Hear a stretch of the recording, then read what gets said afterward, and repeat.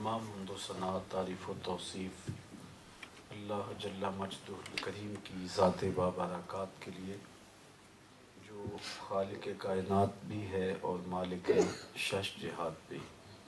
اللہ جل وعلا کی حمد و ثنا کے بعد رسول رحمت، شفیع معظم، نبی محتشم، اللہ کے پیارے، امت کے سہارے، رب کے محبوب، دانائے غیوب، مالک رقاب امم، فخر عرب و عجم، والی کون و مکان، سیاہ لا مکان، سید انس و جاں، سرور لالا رخاں، نیر تاباں، سر نشین ماہ وشاں، ماہ خوباں، شہنشاہ حسینہ، تتمہ دوراں، سر خیل زہرہ جمالاں، جلوہ صبح ازل، نور ذات لم یزل، باعث تکوین عالم، فخر آدم و بنی آدم، نیر بطحا، رازدار ما اوحا، شاہد ما طغا، صاحب علم نشرہ،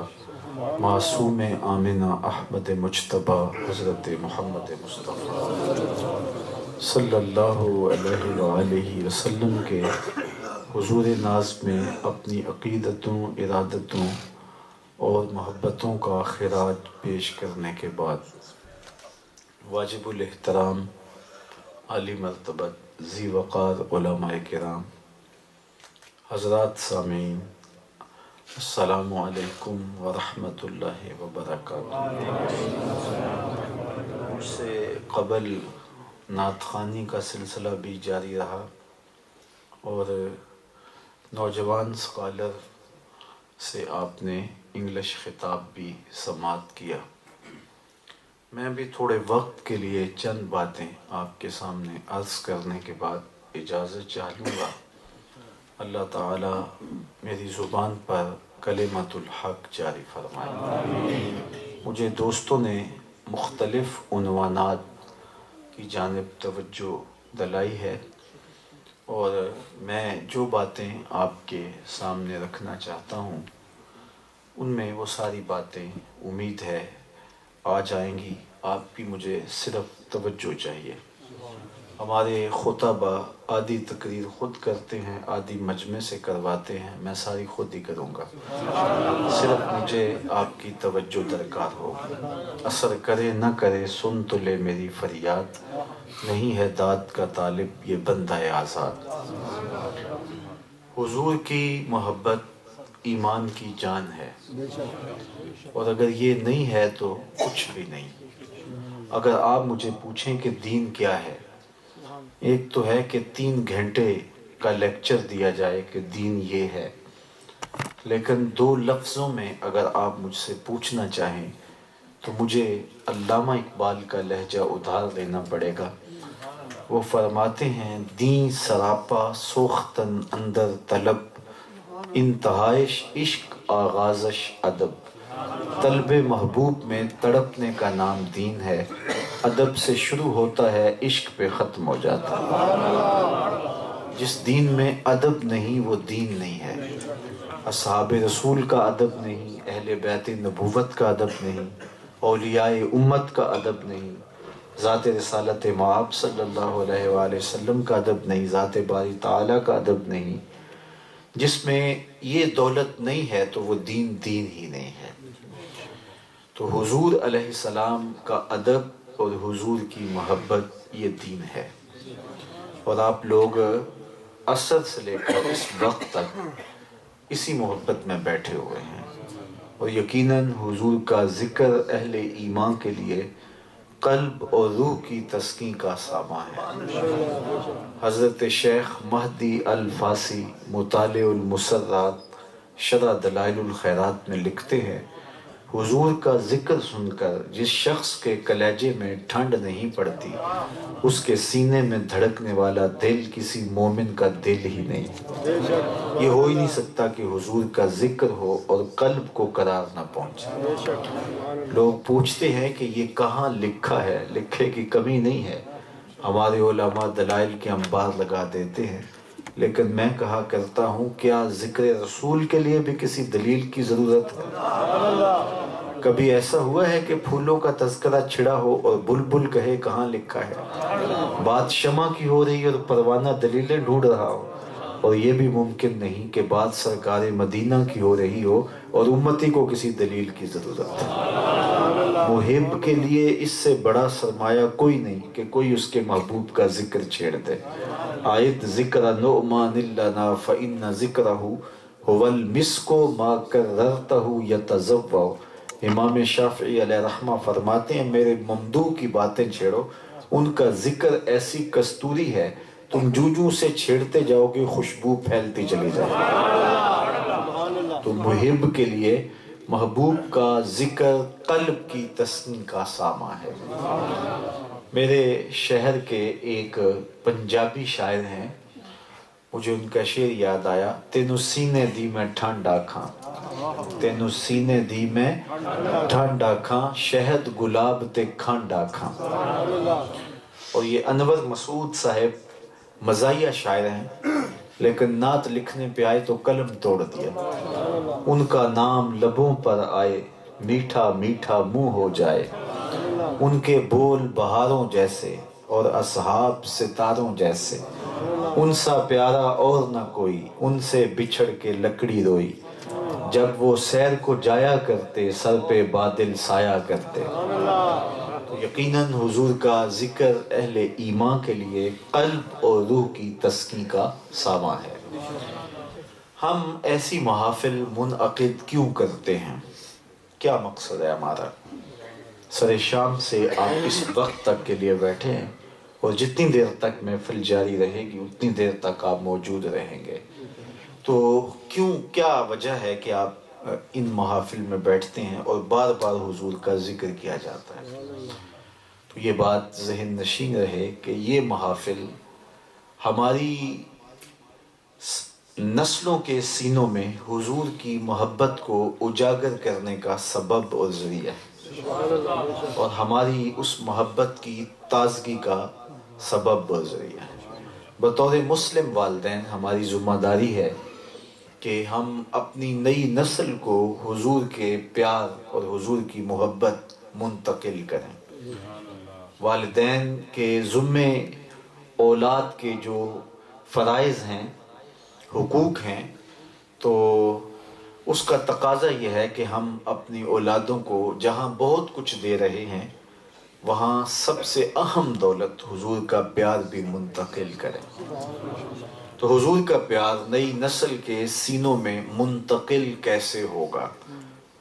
اور یہاں اور زیادہ ضروری ہے کیونکہ جس ماحول میں آپ زندگی گزار رہے ہیں اور دائیں بائیں کا جو ماحول ہے اس کے اثرات منفی طور پہ مرتب ہو سکتے ہیں، تو اس لیے آپ کو اور زیادہ ضرورت ہے کہ اس پہ محنت کریں اور اپنی اولاد کے سینے میں حضور کا پیار اجاگر کریں۔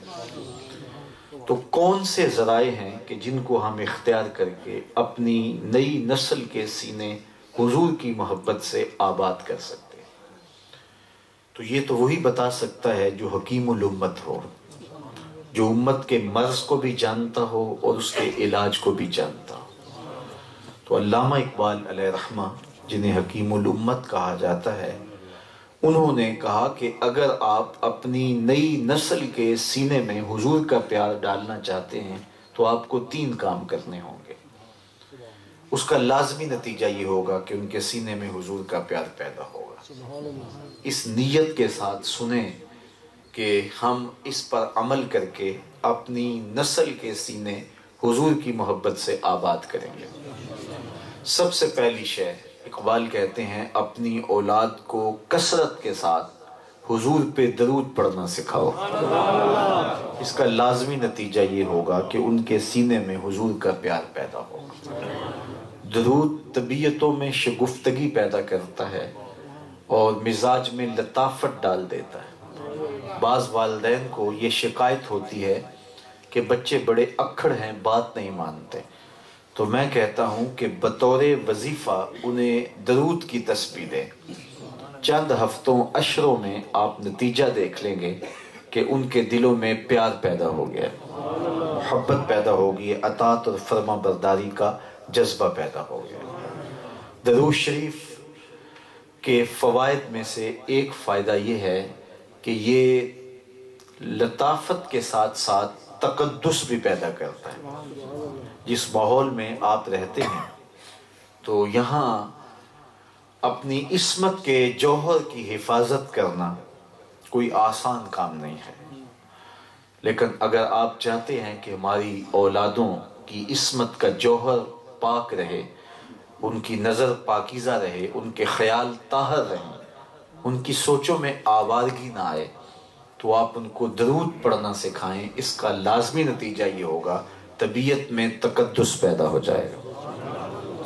درود شریف کا یہ فائدہ بھی ہے کہ درود پڑھنے والے کے لہجے میں رس پیدا ہو جاتا ہے، مٹھاس پیدا ہو جاتی ہے۔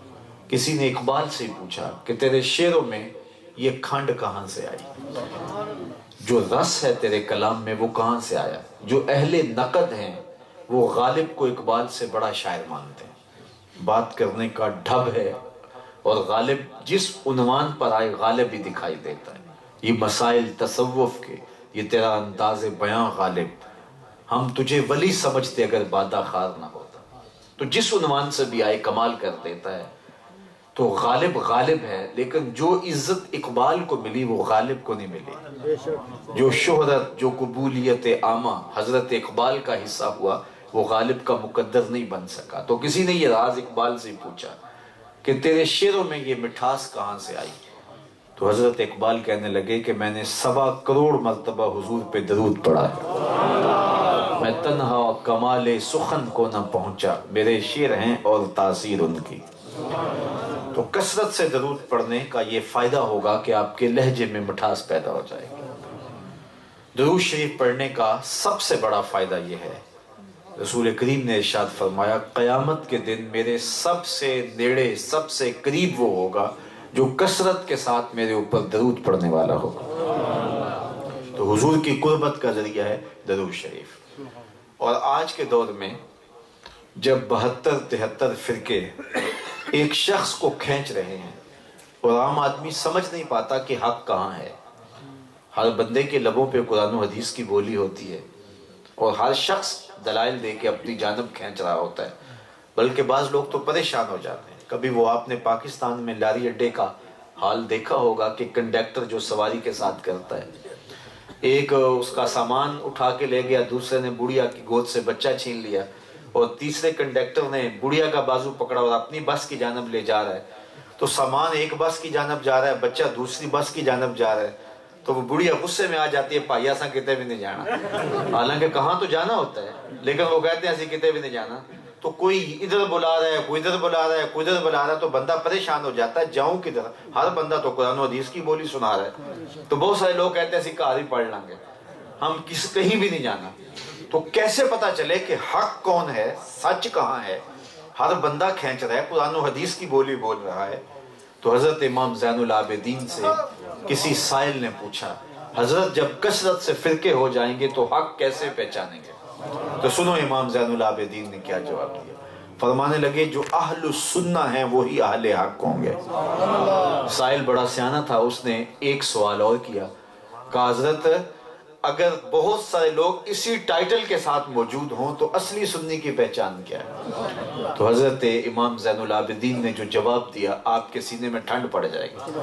فرمانے لگے من علامات اہل السنہ کثرت الصلاۃ علی رسول اللہ، نشانی میں بتاتا ہوں کثرت کے ساتھ حضور پہ درود پڑھنے والے ہیں۔ تو درود شریف عقیدوں کو صحت دیتا ہے، طبیعت میں لطافت پیدا کرتا ہے، زبان میں رس پیدا کر دیتا ہے، لہجے میں کھنڈ پیدا کر دیتا ہے، اور حضور کی قربت کا ذریعہ ہے، اور انسان کو اور بہت ساری صلاحیتوں سے درود مالا مال کرتا ہے۔ تو علامہ اقبال کہتے ہیں اگر آپ چاہتے ہیں کہ ہماری نسلوں کے سینے میں حضور کا پیار پیدا ہو تو انہیں کثرت کے ساتھ حضور پہ درود پڑھنے کی تلقین کریں۔ دوسری بات، انسان کی فطرت ہے کہ وہ حسن پسند ہے، جہاں بھی حسن ہوگا وہاں وہ لڑک جائے گا، اس کی طبع ہے۔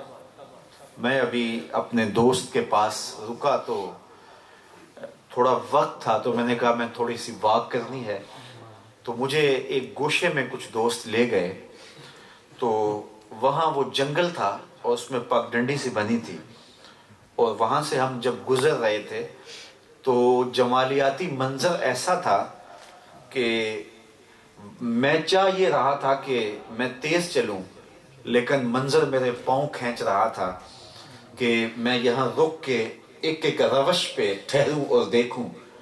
انسان کی فطرت ہے کہ جہاں بھی حسن ہوتا ہے ادھر اس کا دل مائل ہوتا ہے، وہ کاکل داراز میں ہو، وہ لب و رخسار میں ہو، وہ پپیہے کی آواز میں ہو، وہ کوئل کے لہجے میں ہو، وہ بلبل کے نغمے میں ہو، وہ تتلی کے پروں میں قدرت کی مینا کاری ہو، یا مور کے رنگوں میں قدرت کی سنائی ہو، وہ پھوٹتے جھرنے ہوں، وہ بہتی ندیاں ہوں، وہ معصوم بچے کی مسکراہٹ ہو، وہ بوڑھے کی سفیدی ہو، وہ پھوٹتے ہوئے جھرنے ہوں، وہ ساون کے نچڑتے بادل ہوں، جہاں بھی حسن ہوگا انسان کا دل ادھر لڑک جائے گا۔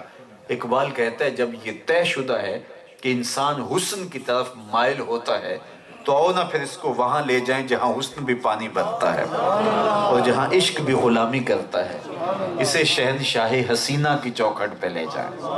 تو حضور کے حسن کا تذکرہ جب اپنی نئی نسل کو سناؤ گے تو لازمی نتیجہ ہوگا کہ ان کے سینے میں حضور کا پیار پیدا ہوگا۔ اس عنوان سے صرف ایک حدیث آپ کے سامنے رکھنے کے بعد آگے بڑھوں۔ صحابہ میں سب سے آخر میں جس شخص نے وصال کیا ہے ان کا نام ہے حضرت ابو طفیل رضی اللہ تعالیٰ عنہ۔ 110 ہجری میں انتقال ہوا ہے۔ حضور کا وصال ہوا ہے 11 ہجری کے اوائل میں، اور ان کا وصال ہوا ہے 110 ہجری میں۔ گویا حضور کے وصال کے 100 سال بعد بھی باقاعدہ حیات تھے۔ تو حضرت ابو طفیل حج کے موسم میں تشریف لائے، لوگوں کا ہجوم تھا، یہ اونچے ٹیلے پہ چڑھ گئے اور لوگوں سے مخاطب ہو کے کہا، لوگوں اس وقت روئے زمین پہ میرے علاوہ کوئی نہیں جس نے حضور کو دیکھا، آؤ مجھ سے حضور کی باتیں سن۔ ناز ہے نا کہ میری آنکھوں نے حضور کو دیکھا۔ ہمارے استاد ہوتے تھے محمد علی حاشر صاحب، تو وہ مولانا ظفر علی خان کے مصاحب رہے، اور ان کا اس زمانے میں زمیندار اخبار چھپتا تھا تو اس کی شاہ سرخیاں وہ لکھتے تھے، کمال درجے کے کاتب بھی تھے۔ تو کبھی بات ہوتی تو بڑے فخر سے کہتے کہ میں مولانا ظفر علی خان کی صحبت میں وقت گزارا ہے، میں اقبال کی مجالس میں جاتا رہا ہوں۔ بلکہ اقبال کہتا ہے نسیم تشنا ہی نہیں اقبال کچھ اس پہ نازاں، فخر ہم کو بھی ہے شاگردی داغ سخنداں کا۔ اقبال کہتا ہے مجھے اس بات پہ ناز ہے کہ میں داغ دہلوی کا شاگرد ہوں۔ جس نے داغ دہلوی کو دیکھا وہ تو ناز کرے، جس نے اقبال کو دیکھا وہ تو فخر کرے، جس نے مولانا ظفر علی خان کی مسابقت اختیار کی وہ تو ناز کرے، اور جس کی آنکھوں نے جمال محمد عربی دیکھا وہ اپنے مقدر پہ ناز کیوں نہ کرے۔ تو حضرت ابو طفیل نے کہا لوگوں اس وقت روئے زمین پہ میرے علاوہ کوئی نہیں جس نے حضور کو دیکھا، آؤ مجھ سے حضور کی باتیں پوچھو۔ تو لوگ ہجوم کر کے آ گئے، لوگ جمع ہو گئے۔ اچھا حج کا موسم تھا تو لوگوں نے مسائل حج کے پوچھے ہوں گے نا۔ آپ جب حج پہ جاتے ہیں تو چونکہ اکثر لوگ زندگی میں پہلی بار آئے ہوتے ہیں، تو یا سال کے بعد بھی اگر کوئی آئے تو چونکہ سال کے بعد والی عبادت ہے تو لوگ مسائل پوچھتے ہیں۔ یہ ہر سال عید کے موقع پر عید کا طریقہ بتانا ہی پڑتا ہے، ہر سال بتانا پڑتا ہے کیونکہ سال کے بعد آئیے۔ تو حج تو زندگی میں پہلی مرتبہ کئی لوگ کر رہے ہوتے ہیں، تو ہر بندہ پوچھ رہا ہوتا ہے جناب طواف زیارت کیسے کرنا ہے، رمی جمال کیسے کرنا ہے، وقوف عرفہ کا طریقہ کیا ہے، مزدلفہ کے قیام کی صورت گری کیا ہوگی۔ تو ہر بندہ مسائل حج کے پوچھتا نظر آتا ہے۔ تو ایک صحابی مل گیا ہے تو تابعین نے پوچھا ہوگا نا کہ حضور نے وقوف کیسے کیا، مزدلفہ میں قیام کیسے کیا، لیکن تاریخ کا جواب نفی میں ہے۔ کسی نے حج کا مسئلہ نہیں پوچھا۔ کہا اچھا تم نے حضور کو دیکھا ہے؟ کہا ہاں۔ کہا صف لنا رسول اللہ صلی اللہ علیہ وسلم، بتاؤ حضور کا چہرہ کیسا تھا، حضور کی زلفیں کیسی تھی، حضور علیہ السلام کا حلیہ بیان کرو۔ تو حضرت ابو طفیل نے 3 لفظوں میں حضور کا حلیہ بیان کیا، صرف 3 لفظوں میں، اور ان 3 لفظوں کو یاد کر لو، دنیا تم سے پیار کرے گی۔ علماء نے لکھا ہے کہ جو شخص یہ چاہتا ہے کہ میں ہر دل عزیز ہو جاؤں، میں ہر دل عزیز ہو جاؤں، تو وہ حضور کے حسن کے قصیدے پڑھے، لوگ اس سے پیار کرنے لگ جائیں۔ میں دنیا کے جس کونے پہ بھی گیا ہوں مجھے بے پناہ پیار ملا ہے، وہ اس لیے کہ میرے اندر کوئی کمال ہے، واللہ ایسا نہیں ہے۔ میں کوئی بہت اچھا خطیب ہوں یہ بات بھی نہیں ہے، صرف ایک ہی بات ہے کہ میں حضور کے حسن کے قصیدے پڑھتا ہوں۔ تو سنیاسی بابے مر جاتے ہیں نسخہ نہیں دے کے جاتے، میں آپ کو نسخہ بتا کے جا رہا ہوں۔ اگر آپ چاہتے ہیں کہ لوگ ہم سے پیار کریں تو حضور کے حسن کے قصیدے پڑھا کرو، لوگ تم سے پیار کریں گے۔ تو یہ 3 لفظ ہیں، یاد کر لیں، حضور کے حلیہ نگاروں میں آپ کا نام بھی آ جائے گا۔ تو حضرت ابو طفیل نے 3 لفظوں میں حضور کا حلیہ بیان کیا۔ پوچھا بتاؤ حضور کیسے تھے؟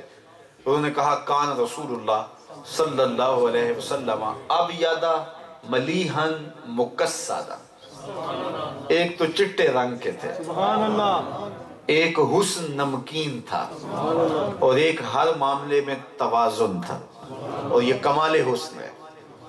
حضور کے لیے ابیض کا لفظ استعمال کیا، یہ خاندانی طور پہ حضور کے لیے یہ لفظ استعمال ہوتا تھا۔ حضور کے دادا نے حضور کا عرفی نام رکھا تھا، لاڑ سے جب حضور کو پکارتے تو کہتے یا ابیض، اے گورے رنگ والے، تو انہوں نے بھی ابیض کا لفظ استعمال کیا۔ بلکہ حضور کے چچا بھی حضور کے لیے یہی لفظ استعمال کرتے ہیں۔ جب قحط پڑ گیا مکے میں اور بارش نہیں ہو رہی تھی تو لوگ حضور کے چچا جناب ابو طالب کے پاس آئے کہ جناب بارش نہیں ہو رہی اور آپ اولاد اسماعیل سے ہیں، تو آپ اللہ کی بارگاہ میں دعا کریں۔ کہا آؤ سین حرم میں چلتے ہیں، تم بھی اور میں بھی آتا ہوں اور وہاں دعا کرتے ہیں۔ لوگ جمع ہو گئے تو حضور کو ساتھ لیا، 8 سال کی عمر تھی حضور کی، اور کعبۃ اللہ کی دیوار کے ساتھ حضور کی پشت لگائی اور ایسے ہاتھ کھڑے کر کے حضور کے چچا نے کہا مالک اس گوری رنگت والے کے صدقے می ڈال دے۔ کہتے ہیں لوگ ابھی گھروں کو نہیں پہنچے تھے کہ چھم چھم بارش برسنے لگی، لوگ بھیگ کے گھروں کو گئے۔ بعد میں جب حضور نے اعلان نبوت کیا تو قریش نے انکار کیا، حتیٰ کہ حضور علیہ السلام اور خاندان کا سماجی بائیکاٹ کر دیا۔ شاہ ابی طالب میں 3 سال حضور نے گزارے، تو وہ غلہ نہیں پہنچنے دیتے تھے اور پانی نہیں آنے دیتے تھے۔ تو اس وقت حضور کے چچا نے حضور کی شان میں ایک طویل قصیدہ لکھا، اس کے اندر قریش مکہ کو وہ واقعہ یاد دلاتے ہوئے کہا کہ آج تم پانی بند کرتے ہو، آج تم کھانا نہیں پہنچنے دیتے، وہ وقت بھول گئے ہو۔ وَأَبْيَضُ يُسْتَسْقَى الْغَمَامُ بِوَجْهِهِ زَمَالُ الْيَتَامَى عِصْمَةٌ لِلْأَرَامِلِ، یہ وہی میرا گوری رنگت والا بھتیجا ہے جس کے چہرے کو دیکھ کے امڑ کے بادل آیا کرتے تھے۔ تو یہ ابیض کا لفظ خاندانی طور پہ حضور کے لیے استعمال ہوتا رہا۔ تو انہوں نے کہا ابیض، ایک تو چٹا رنگ تھا، دوسرا فرمایا ملیحن، حسن نمکین تھا۔ ایک ہوتا ہے حسن سبی، میٹھا حسن، دیکھو تو تڑپ جاؤ، اور ایک ہوتا ہے حسن ملی، دیکھو تو پھر دیکھتے رہ جاؤ، محبوب چلا جائے پھر دل پہ ہاتھ رکھ کے کھڑے ہو جائے۔ یہ ہوتا ہے حسن ملی۔ خود حضور نے فرمایا انا املا ہو واخی یوسف اسبا ہو، میرا حسن نمکین ہے اور میرے بھائی یوسف کا حسن میٹھا تھا۔ حضرت شاہ ولی اللہ محدث دہلوی علیہ رحمہ فرماتے ہیں میرے والد شاہ عبد الرحیم نے خواب میں حضور کی زیارت کی، اور یہ بات ذہن میں رکھیں جس نے خواب میں حضور علیہ السلام کو دیکھا اس نے حضور کو ہی دیکھا۔ شیطان خواب میں آ کر بھی حضور کی مثل ہونے کا دعویٰ نہیں کر سکتا۔ دوسری بات، حضور جس کے خواب میں آئے قصد، ارادے اور مرضی سے آئے۔ میں کسی کے خواب میں ہوں، آپ میرے خواب میں آئیں تو مجھے آپ کو نہیں پتا ہوتا۔ یہ مجلس سجی ہے، میں بول رہا ہوں، آپ سن رہے ہیں، تھوڑی دیر کے بعد برخاست ہو جائے گی، آپ گھروں کو پلٹ جائیں گے، دوبارہ آنکھوں میں یہ منظر جاگ پڑے اور آپ مجھے گفتگو کرتا ہوا دیکھیں تو مجھے فون کر کے کہیں جناب ہم نے آپ کو خواب میں دیکھا ہے، تو مجھے نہیں پتا ہوگا، اور میں آپ کو دیکھ لوں تو آپ سے کس طرح رابطہ کر کے کہوں کہ جناب آپ خواب میں آئے تو آپ بھی کہیں گے ہمیں نہیں پتا۔ لیکن رسول کریم جس کے خواب میں آئیں قصد، ارادے اور مرضی سے آتے ہیں۔ تیسری بات، خواب میں کسی سے کچھ وصول کریں یا کسی کو کچھ دیں تو وہ محض خواب ہوتا ہے، اس کا تعلق حقیقت سے۔ آپ نے کسی سے قرض لینا تھا، خواب میں آیا اور آپ کو قرض لٹا گیا، صبح اٹھیں گے تو کھاتے سے نام کاٹ دیں گے؟ کبھی نہیں کاٹیں گے، آپ کہیں خواب ہے نا۔ وہ کیا کسی نے کہا نا 100 بار میرے ہاتھوں میں تیرا دامن آیا، جب آنکھ کھلی تو اپنا ہی گریباں تھا۔ کچھ نہیں ہوتا، خواب محض خواب ہوتا ہے۔ لیکن اگر حضور خواب میں کسی کو کچھ عطا کرے تو یہ امام بوسیری سے پوچھو، رات چادر ملتی ہے، صبح اٹھتے ہیں کندھوں پہ موجود ہوتی ہے۔ حضور اگر عطا کرتے ہیں تو حقیقت میں عطا کرتے ہیں۔ امام سخاوی نے قول البدیع کے اندر لکھا ہے کہ ایک شخص حضور کے روضے پہ حاضر تھا اور کہتا کہ آنا ضیفک، حضور میں آپ کا مہمان ہوں اور آپ کے ہوتے ہوئے کسی اور در پہ نہیں جانا۔ آقا جی میں تیرا ہو کے خیر منگا در در مریل کتا کیوں اخواما ایڈے بختہ مردہ. اور میرے امام بولے کون دیتا ہے دینے کو منہ چاہیے، دینے والا ہے سچا ہمارا نبی. کوئی دیتا بھی تو نہیں نا، اور چند ٹکڑے اگر جھولی میں ڈال بھی دے تو ساری زندگی جتلائے گا. عارف عبد المتین نے یہاں قلم توڑ دیا. وہ کہتا ہے اور جتنے بھی سہارے ہیں سبق کرتے ہیں، عزت نفس بڑھاتا ہے سہارا تیرا. ہر آسرا کمزور کرتا ہے، نبی کا آسرا سر بلند کرتا ہے. کسی چودھری کا مانگت ہو سر اٹھا کے چل سکتا ہے کہ میں فلاں چودھری کا مانگت ہوں، اور جس کو خیرات مدینے سے ملی ہو.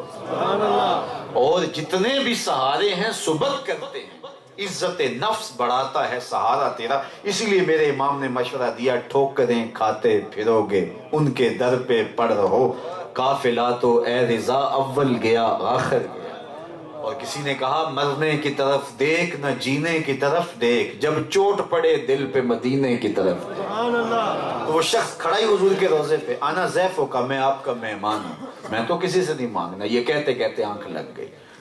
اچھا کیا دیکھتا ہے کہ حضور تشریف فرما ہے، حضور کے ہاتھ میں روٹی ہے، فرمایا خذ لے لے. کہتا ہے میں نے خواب میں وصول کر لی، بھوک اتنی شدت کی تھی کہ میں نے خواب میں کھانا شروع کر دی. ابھی آدھی کھائی تھی کہ میری آنکھ کھل گئی. جب آنکھ کھلی تو دوسرا ٹکڑا میرے ہاتھ میں موجود. تو حضور عطا کریں تو حقیقت میں عطا کریں. چوتھی بات بھی سن لیں. حضور نے ارشاد فرمایا، صحیح بخاری کی روایت ہے، من رآنی فی المنام فسیرانی فی الیقظہ، جس نے مجھے خواب میں دیکھا ان قریب جاگتے بھی دیکھ لے گا. علماء نے کہا ساری زندگی نہ بھی دیکھ سکا، جب سانس ٹوٹ رہی ہوگی رخ محبوب سامنے ہوگا. اور مجھے بتاؤ اگر اس وقت حضور کا دیدار مل جائے تو اور کیا چاہیے. سوکھا نکلے سا ظہوری جے ویخ لواں مکھ تیرا. اگر اس وقت حضور کا دیدار مل جائے تو شاہ ولی اللہ محدث دہلوی فرماتے ہیں میرے والد شاہ عبد الرحیم نے خواب میں حضور کی زیارت کی. اچھا زیارت کی اور پوچھا حضور علیہ السلام آپ کا فرمان ہے انا املہ واخی یوسف اسبہ، میں نمکین حسن والا ہوں اور میرا بھائی یوسف میٹھے حسن والا تھا، تو وہاں تو زنان مصر کی انگلیاں کٹ گئیں اور یہاں ایسا کوئی واقعہ پیش نہیں آیا، تو اس کی کیا وجہ ہے؟ تو حضور نے جو جواب دیا وہ سننے کے قابل ہے. فرمانے لگے جمالی مستور عن اعین الناس، اللہ نے میرے حسن کو لوگوں کی نظروں سے چھپا کے رکھا ہے. غیرت من اللہ، غیرت محبت کی وجہ سے، چونکہ کوئی محب نہیں چاہتا کہ میرا محبوب کوئی دیکھے.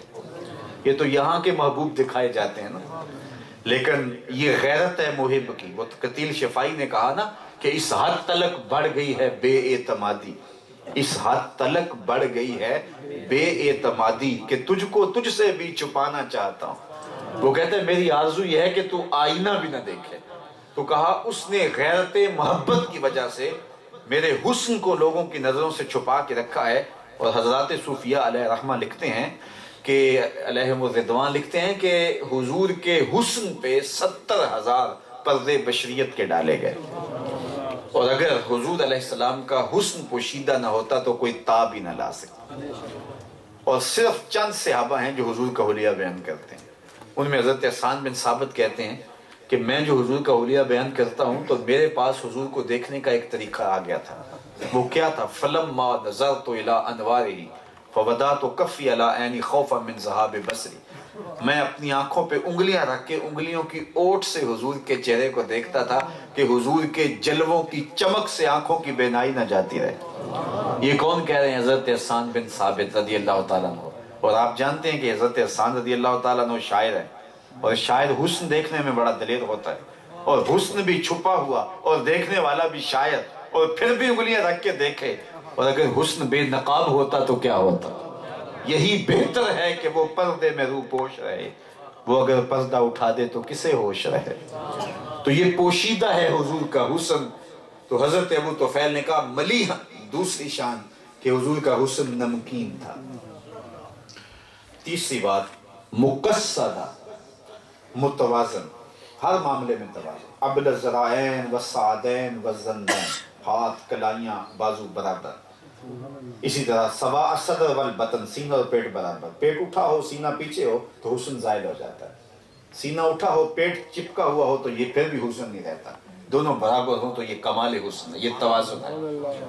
قد بہت لمبا ہو تو یہ بھی حسن نہیں ہے، قد پست ہو پھر بھی حسن نہیں ہے۔ کان رسول اللہ صلی اللہ علیہ وسلم لیس بالطویل الممغط ولا بالکثیر المتردد، حضور کا قد پست بھی نہیں تھا، حضور لمبے قد کے بھی نہیں تھے، درمیانی قد و قامت تھی، لیکن یہ شان بھی تھی اذا جامع الناس غامرہم، بڑے بڑے اونچے قد والے صحابہ موجود تھے، لیکن جب حضور آتے چھا جاتے، حضور کے کندھے لوگوں کے سروں سے اونچے دکھائی دیتے۔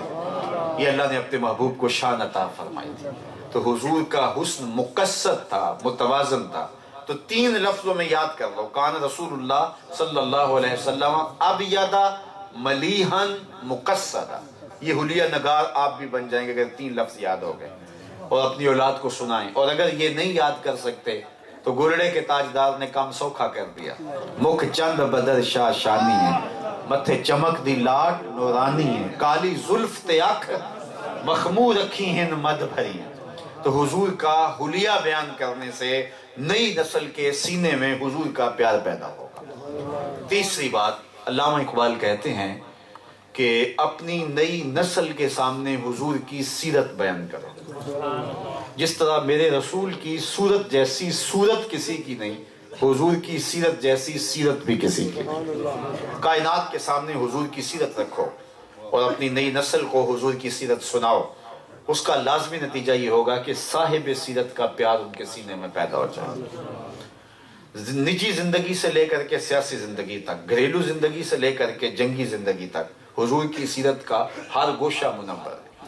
ام المومنین سیدہ عائشہ رضی اللہ تعالیٰ عنہ فرماتی ہیں کہ میں گھر پہ حاضر تھی کہ حضور تشریف لائے، تو میں پانی پی رہی تھی آب خورے میں، تو حضور نے دور سے دیکھا تو فرمایا عائشہ تھوڑا سا پانی میرے لیے بھی چھوڑنا۔ تو میں نے پانی چھوڑ دیا، حضور علیہ السلام نے میرے ہاتھ سے آب خورا لیا، پینے لگے تو پھر رک گئے، اور پھر مجھے مخاطبہ کرتے ہوئے فرمایا عائشہ ذرا بتانا تم نے ہونٹ کہاں لگائے تھے، مجھے بتاؤ اگر شوہر کا رویہ بیوی کے ساتھ یہ ہوگا تو گھر جنت کا ٹکڑا بنے گا یا نہیں بنے گا؟ تو یہ حضور کی سیرت کے وہ رخ ہیں۔ کسی زمانے میں ایک غیر مسلم نے اسلام قبول کیا تو اسے پوچھا گیا کہ اسلام کی کس قدر نے تجھے متاثر کیا؟ تو اس نے کہا صرف سیرت کا ایک واقعہ میری ہدایت کا سبب بن گیا۔ وہ کیسا؟ کہا کہ ایک دن مجلس لگی تھی حضور کی، اصحاب رسول صلی اللہ علیہ وسلم جمع تھے، تو ایک شخص نے عرض کی حضور میرا بیٹا گم ہو گیا، کئی دنوں سے مل نہیں رہا، آپ دعا کر دیں کہ مل جائے۔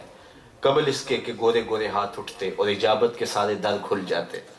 ایک شخص جو دیر سے آیا تھا دروازے پہ کھڑا تھا، اس نے کہا حضور ابھی میں فلاں باغ کے قریب سے گزر کے آیا ہوں، اس کے بچے کو پہچانتا ہوں، میں نے وہاں بچوں کے ساتھ اسے کھیلتے ہوئے دیکھا ہے۔ تو باپ نے جب سنا کہ میرا بچہ فلاں باغ میں ہے تو اس نے دوڑ لگا دی۔ حضور علیہ السلام نے ارشاد فرمایا سے بلایا گیا، کہا بہت جلدی ہے؟ جی حضور آپ جانتے ہیں کئی دنوں سے آنکھیں ترس گئی ہیں، ممتا کی ماری ہوئی ماں کئی دنوں سے بے قرار ہے، اس نے نہ کچھ کھایا ہے نہ کچھ پیا ہے، میں چاہتا ہوں بہت جلد اپنی آنکھیں بھی ٹھنڈی کروں اور ماں کے دل کو بھی قرار پہنچے۔ فرمایا ضرور جاؤ، تمہارے جذبات سے آگاہ ہوں اور تمہیں روکنے کے لیے بلایا بھی نہیں ہے، لیکن بلانے کا بھی ایک مقصد تھا۔ جی حضور ارشاد فرمائیے۔ فرمایا جب باغ کنارے جاؤ اور اپنے بچے کو، اپنے بیٹے کو بچوں کے ساتھ کھیلتا ہوا دیکھو تو اس کو بیٹا بیٹا کہہ کے آوازیں نہ دینے لگ جانا، اس کا جو نام رکھا ہے اس نام سے پکارنا اور گھر لے جانا۔ عرض کی حضور وہ میرا بیٹا ہے، اگر بیٹا کہہ کے پکاروں تو حرج بھی کیا ہے؟ فرمایا تم نے اس کا نام جو رکھا ہے اس نام سے پکارنا۔ عرض کی حضور ایسا ہی ہوگا، لیکن اگر میں اس کو بیٹا کہہ کے پکاروں تو حرج بھی کیا ہے؟ میرا بیٹا تو ہے وہ۔ حضور نے فرمایا تم کئی دنوں سے بچھڑے ہو، تمہارے لہجے میں بلا کی مٹھاس ہوگی اور تم نہیں جانتے، ہو سکتا ہے کھیلنے والوں میں کوئی یتیم بچہ بھی کھیل رہا ہے، اور جب تم اپنے بیٹے کو بیٹا کہہ کے پکارو گے تو اس کے دل پہ چھریاں چل جائیں گی، آج میرا باپ ہوتا تو مجھے بھی بیٹا کہہ کے پکارتا۔ کہا یہ شوق گھر جا کے پورا کر لینا۔ تو یہ اسلام کا مزاج ہے، بیوہ کے سامنے اپنی بیوی سے پیار نہ کرو، غریب کے سامنے اپنی دولت کی نمائش نہ کرو، بلکہ میرے حضور علیہ السلام نے یہاں تک فرمایا کہ اپنے گوشت کی خوشبو سے غریب ہمسائے کو تکلیف نہ دو، یا تو تھوڑا سا پانی زیادہ ڈال لو اور شوربے کی پیالی ہمسایوں کے گھر بھی بھیج دو، اور اگر ایسا نہیں کر سکتے تو ایسے زاویے میں کھانا پکاؤ کہ غریب کے بچے جو ہے وہ اس کی خوشبو سے مچل نہ جائیں اور اپنے غریب باپ کو ضد نہ کریں۔ اللہ اکبر، اگر انہوں نے ضد کر لی تو ان غریب بچوں کے آنسو کون پوچھے گا؟ باپ تو اس کا حل نہیں نکال سکے گا، وہ کیا کسی نے کہا نا، دوپہر کو سلا دیتی ہے بچوں کو وہ اس ڈر سے، گلی میں پھر کھلونے بیچنے والا نہ آ جائے۔ تو حضور کی سیرت کے یہ عنوان جب ہم اپنی نئی نسل کے سامنے رکھیں گے تو لازمی نتیجہ ہے کہ ان کے سینے میں حضور کا پیار پیدا ہوگا۔ اور میں آپ کو کہتا ہوں کہ یہ تینوں چیزیں محفل میلاد میں موجود ہوتی ہیں۔ حضور علیہ السلام پہ بار بار درود بھی پڑھا جاتا ہے، حضور علیہ السلام تو والسلام کا حلیہ بھی بیان کیا جاتا ہے، نظم میں بھی اور نثر میں بھی، نعت کی صورت میں بھی، اور حضور علیہ السلام کی سیرت بھی علماء بیان کرتے ہیں۔ تو یہ تینوں چیزیں یکجا ہوتی ہیں محفل نعت میں، جو ہے وہ محفل میلاد میں۔ تو محفل میلاد نئی نسل کے سینے میں حضور کا پیار منتقل کرنے کا ایک زود اثر ذریعہ ہے۔ صرف اتنے کام کرنے کی ضرورت ہے کہ ہم اپنی محافل کو پیشہ وروں سے بچا لیں۔ یہ جب سے ہماری محافل پہ پیشہ وروں کا قبضہ ہو گیا ہے، اس وقت سے ان کا اثر زائل ہو گیا ہے۔ جو گھر سے چلنے سے قبل کہتے ہیں کہ اتنے پیسے میرے اکاؤنٹ میں بھیج دو، اور پھر جب نوٹ برس رہے ہوتے ہیں تو ان کے عشق کو گرمی چڑھتی رہتی ہے، اور جب نوٹوں کی بارش تھم جاتی ہے تو ان کا عشق بھی ٹھنڈا ہونا شروع ہو جاتا ہے۔ اور یہ بے عمل اور بد عمل لوگوں نے اہل سنت کے اس فکر کو اور محفل میلاد کے جو نتائج ہیں ان کو کھٹائی میں ڈال دیا ہے۔ تو آپ لوگ ایسے خطباء سے بھی گریز کریں، ایسے نعت خوانوں سے بھی گریز کریں، ایسے علماء سے بھی گریز کریں، اور ایسے پیروں سے بھی گریز کریں۔ پیر کی صدارت کے بغیر بھی جلسہ ہو جائے گا، کوئی آخر نہیں آ جاتے۔ اور مؤثر جلسے کریں، تھوڑے وقت میں کریں، ساری رات نہ لگائیں۔ فجر کی نماز ضائع ہوگی تو کوئی فائدہ نہیں ہے ساری رات۔ تو لوگوں کو مخصوص وقت میں بلائیں، با مقصد بات ہو، اور جو آنے والے آئیں، یار نہ اچھی آواز ہو۔ یہ کوئی لازمی نہیں ہے کہ قیامت کے دن آپ سے پوچھا جائے گا کہ 10,000 آدمی جمع کیوں نہیں کیا۔ آپ 10 آدمی اکٹھے کر لیں، اور پڑھنے والے کی آواز بہت اچھی نہ بھی ہو لیکن پڑھ رہا ہو دل سے، اشہد بلال عند اللہ اشہد، بلال کا اشہد اللہ کے ہاں اشہد ہی مانا جاتا ہے۔ تو خلوص یہاں دیکھا جاتا ہے، یہاں چہرہ اور چہرے کا تل نہیں دیکھا جاتا، یہاں دل دیکھا جاتا ہے۔ اس لیے اپنی محافل کو جو ہے وہ پیشہ وروں سے محفوظ رکھیں، ہر طرح کے پیشہ وروں سے اپنی محافل کو بچائیں، منظم کریں، مرتب کریں۔ میں سمجھتا ہوں کہ یہ محافل میلاد ان تین چیزوں کا مجموعہ ہوتی ہیں، اور اس سے لازمی نتیجہ یہ ہے، حکیم الامت کہتے ہیں کہ عشق رسول نئی نسل میں پیدا ہوگا۔ اور اگر نئی نسل محفل کے بعد سوال کرے کہ یہ کیا ہے، یہ کیا ہے، یہ کیا ہے، تو پھر نتیجہ پیدا نہیں ہوا، الٹا جو ہے وہ تنقید پیدا ہوئی، تو پھر ہم نے سوچنا ہے کہ ہم اپنے انداز کو کیوں نہیں بدلتے۔ اتنا عرصہ ہو گیا ہے کہ ہم اس چیز سے نقصان اٹھا رہے ہیں، اور یہ ہمارا سرمایہ کہاں جا رہا ہے، لیکن ہم اپنا طریقہ بدلنے کے لیے کیوں آمادہ نہیں ہیں، کیوں تیار نہیں ہیں۔ اور اگر ہم اپنا طریقہ بدلنے کے لیے آمادہ نہیں ہیں، تیار نہیں ہیں، تو خدا بھی اس قوم کی حالت نہیں بدلتا جو اپنی حالت خود نہیں بدلتی۔ آج جہاں جاتے ہیں تو یہ رونا ہوتا ہے کہ اہل سنت پیچھے رہ گئے ہیں، لیکن ہم پیچھے کیوں رہ گئے اس کے اسباب پہ بھی ہم غور کریں، اور صرف غور نہیں کریں بلکہ عملی قدم اٹھائیں۔ ہم دیکھیں، غور کریں، توجہ کریں، عملی قدم اٹھائیں، اور انشاءاللہ یہ محافل نعت اگر منظم ہوں گی، مرتب ہوں گی، اور یہ روحانی ماحول میں ہوں گی، اور محافل میلاد مقاصد کے حصول کے لیے ہوں گی، تو اس کا لازمی نتیجہ یہ ہوگا کہ سننے والے جب اٹھیں گے تو ان کے سینے حب رسول سے لبریز ہو چکے ہیں۔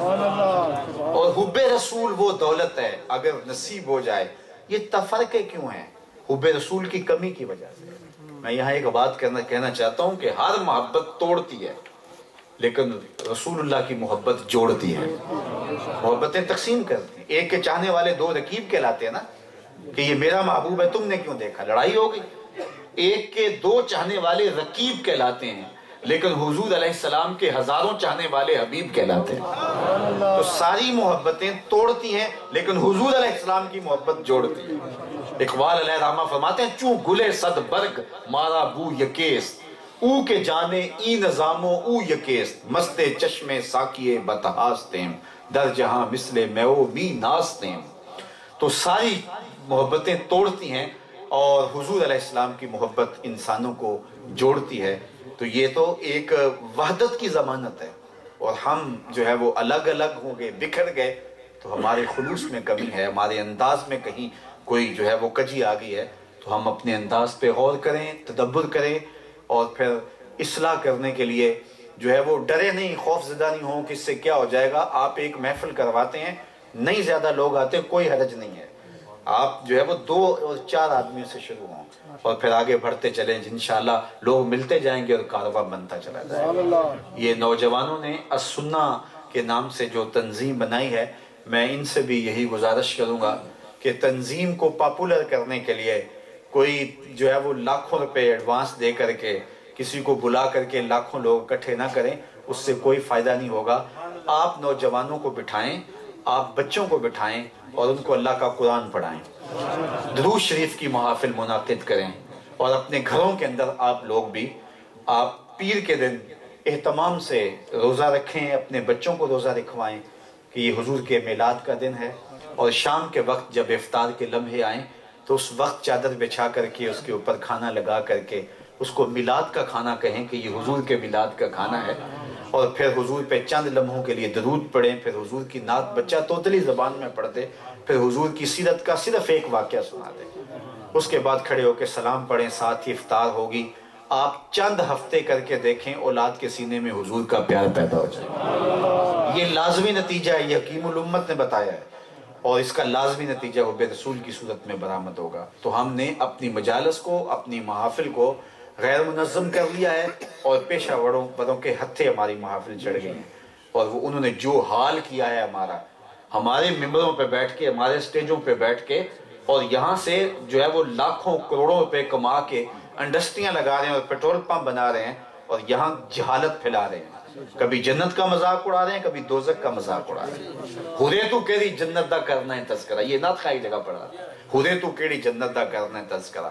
میں نے کہا صاحب اسی جنت کا جس جنت کے لیے حضور ہاتھ اٹھا اٹھا کے دعائیں مانگا کرتے تھے، جس جنت کے قصیدے رب نے قرآن میں بیان کیے، جس جنت کے بارے حضور کہا جب رب سے مانگو تو جنت الفردوس مانگو۔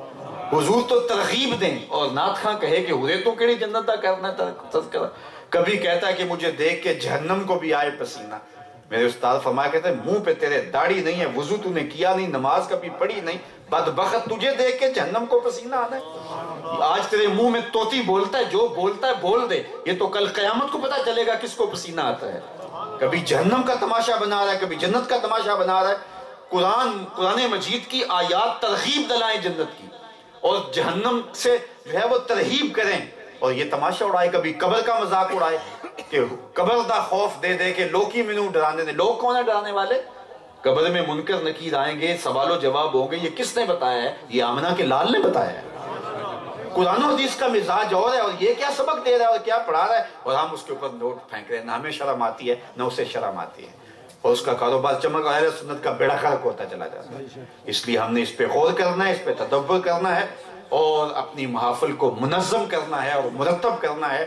10 آدمی بھلے اکٹھے ہو جائیں، لیکن حضور کا نام لیں۔ حضور کا نام بندوں کی کثرت و قلت کا محتاج نہیں ہے، اور حضور علیہ السلام کا عشق جب ہماری نسل میں پیدا ہوگا تو پھر بحر و بر درگوش آئے دامان ہے، اس اقبال نے کہا۔ اور اقبال کے اسی شعر پہ میں ختم کرنا چاہتا ہوں۔ اقبال کہتا ہے کی محمد سے وفا تو نے تو ہم تیرے ہیں، یہ جہاں چیز ہے کیا لوح قلم تیرے ہیں۔ حضور سے وفا کر لو، پھر لوح یعنی تختی بھی تمہیں دے دیں گے اور قلم بھی تجھے پکڑا دیں گے، پھر جو لکھنا ہوا لکھ لینا۔ پھر تیری تقدیر کے فیصلے کہیں اور نہیں ہوں گے، بلکہ خدا بندے سے خود پوچھے گا بتا تیری رضا کیا ہے۔ لیکن شرط یہ ہے کہ وفا کا رشتہ حضور سے مستحکم ہونا چاہیے۔ اللہ آپ کی اس مجلس کو اپنی بارگاہ میں قبول فرمائے، اور ہمیں آخری سانس تک حضور کا وفادار رکھے، اور ہمیں حضور کی غلامی میں زندگی دے، اسی غلامی میں موت دے۔ وسعت دل تو بہت تھی، وسعت صحرا کم ہے، اس لیے مجھ کو تڑپنے کی تمنا کم ہے۔ میرے دوست مجھے کہہ رہے تھے کہ آپ گھنٹہ سوا گھنٹہ خطاب کریں۔ میں نے کہا کہ میں 40 اور 45 منٹ کے درمیان خطاب کرنے کی عادت رکھتا ہوں، اور میرا خیال ہے کہ یہ بھی شاید زیادہ وقت ہے، تو اس کے بعد خود بخود میں رک جاتا ہوں۔ حضرت برا بن عازب رضی اللہ تعالیٰ عنہ فرماتے ہیں کنت اصلی مع رسول اللہ صلی اللہ علیہ وسلم فکانت صلاتہ قصدا و خطبتہ قصدا۔ میں حضور کے پیچھے نماز بھی پڑھتا تھا اور حضور کا خطبہ بھی سنتا تھا، حضور کی نماز بھی زیادہ لمبی نہیں ہوتی تھی اور خطبہ بھی زیادہ لمبا نہیں ہوتا تھا، تو مجھے ڈر لگتا ہے کہ میں خطبہ لمبا کروں. انہی الفاظ پہ اپنی گفتگو کو چھوڑتا ہوں. وآخر دعوانا ان الحمد للہ.